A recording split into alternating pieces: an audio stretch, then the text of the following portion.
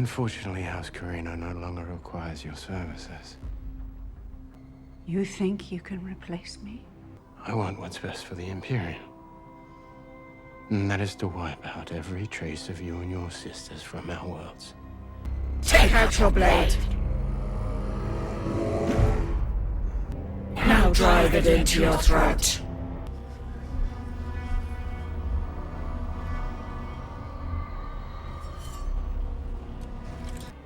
I always wondered what your greatest fear would be. Now I have seen it. What is up, everybody? Jeremy Eisenfire here, and welcome to the channel. Episode 2 of Dune Prophecy is here, entitled Two Wolves, and in this episode we see the aftermaths of the deaths of not only Kasha of the Sisterhood, but also of young Pruitt as well, as House Rachesi desperately wants answers.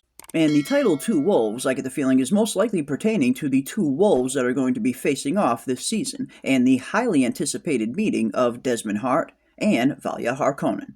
And in this episode we see a few different storylines playing out, one of which where Valya Harkonnen and her sister Tula are urging one of their young students, Lila, who seems to be a very naturally gifted truthsayer, to undergo the agony, a process in which she would be able to access the genetic memory of her ancestors. And with Lila being the great-granddaughter of the Order's founder, Rakella, they're hoping that she can connect to her and learn a little bit more about the upcoming reckoning she saw in her prescient vision. While Valya herself departs for Salusa Secundus in order to meet with the Emperor in hopes of learning a little bit more about the death of Kasha, but instead all she ends up meeting is her most formidable opponent yet in Desmond Hart, who is quickly becoming the most interesting character on the show.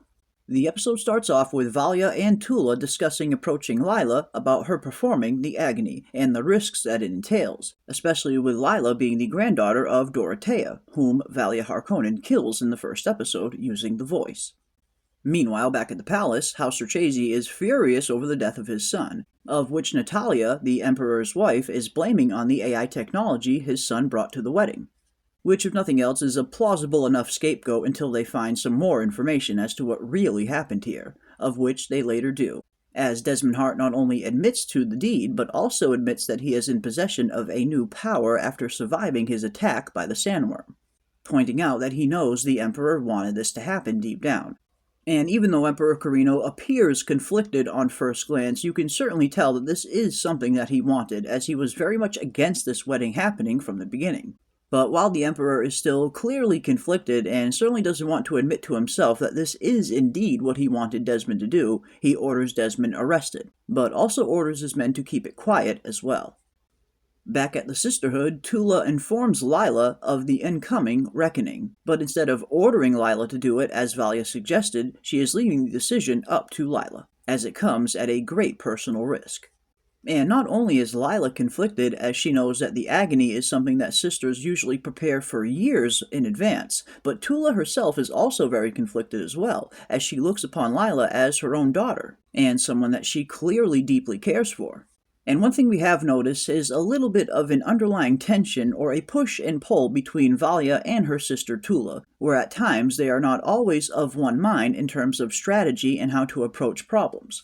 While Valya herself seems a little bit more cold and despondent and focused on the bigger picture, Tula, however, looks upon these students as people she cares for, ones that are in her charge, whereas Valya simply sees different pieces on the board to utilize. So if nothing else, it'll be pretty interesting to see if this small rift between the sisters ends up evolving into something greater later on. After all, it does already seem like Valya has at least some measure of distrust for her younger sister, as she did apparently leave a spy behind to keep an eye on Tula. And speaking of being conflicted, it certainly seems to be one of the main themes running throughout this episode, as not only Tula and Lila are both conflicted about the upcoming agony ceremony, but we're also seeing the Emperor and his wife Natalia also conflicted over what to do with Desmond Hart as well, as Emperor Carino informs his wife that Desmond Hart not only killed young Pruitt, but also claims to have survived a sandworm attack and has been gifted a great power. And while the Emperor is initially conflicted, his wife Natalia certainly sees the possibility of a great asset that Desmond could be. With House Carino constantly facing enemies both internally and externally, a loyal soldier like Desmond with the abilities that he has could be a very useful tool. But eventually, Valya arrives at the palace to inform the Emperor that Kasha has died in the same manner as young Pruitt, being burned from the inside out. And unfortunately for the Emperor, his foolish son let slip that they arrested somebody that could potentially be in connection to young Pruitt's death, a detail that House Rchazy finds out about and becomes furious and even goes as far as to threaten the Emperor's spice operation, an act in which the Emperor of course denies. But luckily Valya manages to defuse the situation, but also demands an audience with Desmond Hart, leading to the highly anticipated meeting between these two wolves. And right off the bat you can tell that Valya knows she has met her match in Desmond Hart, someone not only of keen intellect, but also seems to be wielding a deep power that the Sisterhood doesn't quite understand, but is also someone who sees right through the Sisterhood's lies and their manipulation tactics in terms of them putting a hold on the Imperium. And it's certainly becoming clear that Desmond's sole motivation is to eradicate the Sisterhood from the Imperium and remove their influence once and for all. And the meeting between Desmond and Valya was certainly a very interesting one to say the least, as Valya quickly realizes that this is no ordinary foe, as Desmond states that he is merely a soldier loyal to the Imperium and only to the Imperium, indicating that the Sisterhood's true loyalties is not exactly to the Imperium, but to themselves, which of course is the case. Desmond then goes on to state something very interesting, how Shai-Hulud, the sandworm, took his eye and granted him the ability to see things that even the Sisterhood could not in return, which certainly sounds an awful lot like a reference to Odin and Norse mythology. According to the legend, Odin famously gives up his own eye after he willingly sacrifices it to the giant Mimir in exchange for the ability to drink from the Well of Wisdom, which gains him not only immense knowledge but also foresight about the world, essentially trading his real eye for the ability to see all things and even hidden secrets. The eye itself represents sight and perception, so by giving it up, Odin demonstrates his willingness to sacrifice something very precious to him in order to gain a deeper understanding about the universe, which is also extremely similar to Desmond Hart in this case as well, as he was also willing to sacrifice his own life to Shai-Hulud in order to gain this newfound power of his, which is something that Carino himself saw on the surveillance in Arrakis. And Valya is certainly starting to sense that the Emperor is slipping more and more through her fingers, as Desmond seems to be positioning himself at the side of the Emperor.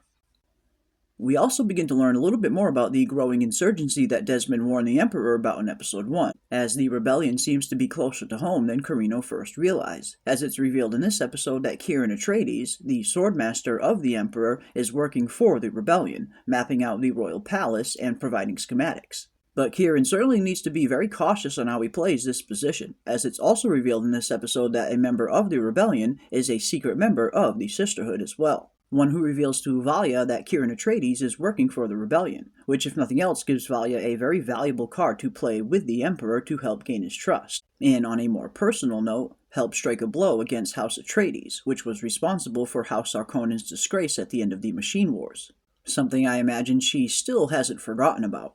But back at the Sisterhood, Lila eventually agrees to undergo the agony, in an attempt to access her family's genetic memory, in hopes that she can speak with her great-grandmother, Rakella, in order to find some kind of way to fight back against the oncoming reckoning that she had a prescient vision of, a ritual that seems to be a precursor of sorts to what would later become known as the Waters of Life, a very dangerous ritual that the Bene Gesserit would later become known to practice, one that Paul and Jessica Atreides would go on to undergo themselves thousands of years later. And after a rough start, Lila successfully manages to connect with her ancestors, albeit at a terrible cost. First, she successfully receives a message from Rakella, stating that the key to the reckoning is one born twice, once in blood and once in spice, which is most likely a reference to Paul and or Leto Atreides, as they will both be born as humans, and then later reborn through spice when their prescience is awakened. So if nothing else, it is certainly starting to seem like the Teren Arafel, or the reckoning that Rakella saw in her vision, was referring to the fall of the Bene Gesserit years later at the hands of Paul Atreides. But of course, with Valya and the Sisterhood unaware of that, they are assuming that the reckoning is coming now. And with the arrival of this soldier Desmond Hart, who is seemingly targeting them, along with the inexplicable ability that he seems to possess, I imagine that they are even more concerned. And it looks like their fears were indeed warranted, as Desmond Hart is not only freed, but now working for the Emperor. And after House Rachazy threatens the Emperor's throne, he wastes no time in utilizing Desmond against them, but ultimately spares his life with a stern warning to stay silent. So it seems like Desmond did indeed manage to maneuver himself close to the Emperor and gain his trust. While on the other hand, it seems like the exact opposite is happening for Valya and the Sisterhood, as the Emperor is pushing them further and further away. But then, the episode ends with one final confrontation between Valya and Desmond, as he informs her that the Emperor will no longer be using her services. And this of course leaves Valya extremely furious, but her fury quickly turns to fear as she attempts to use the voice on Desmond, only for it to have zero effect on him at all, which I imagine is something Valya hasn't experienced before. And you definitely get the sense that Valya is genuinely afraid in this moment. This is someone who is used to having the upper hand and used to being able to employ mental manipulation tactics on just about any situation that she walks into. But now, for the first time, we see her genuinely outmatched, and the look of fear on her face certainly indicates that. And the character of Desmond continues to get more and more mysterious each episode, with him now being able to resist the voice, and this newfound ability he seems to wield. One must ask, just what exactly is he? One popular theory seems to be that he could potentially be a Ghola, and this could actually fit given some of the surrounding circumstances. In episode 1, we learn that Desmond survived a massive sandworm attack in which he was given this incredible ability afterwards. But what if that potentially wasn't the case? What if he really did die during this sandworm attack, and the Desmond we see now is really a Ghola?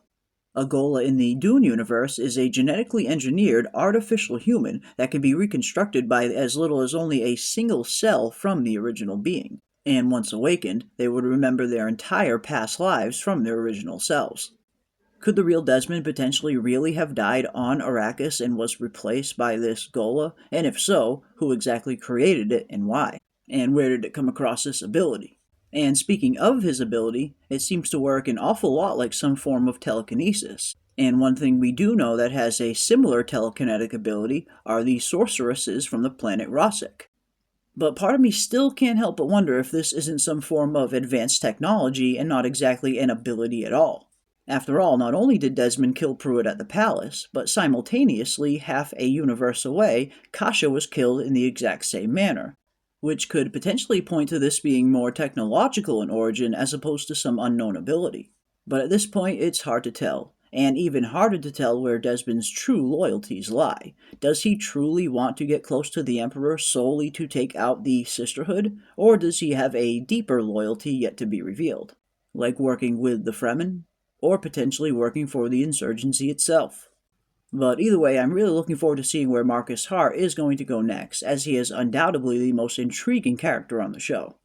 But that is going to do it for our Episode 2 breakdown of Dune Prophecy: Two Wolves. And if you enjoyed this video, don't forget to leave a like on your way out and consider subscribing to stay up to date on all of our upcoming content. And as always, I want to give a big thank you to everybody out there for watching, and we will see you on the next one.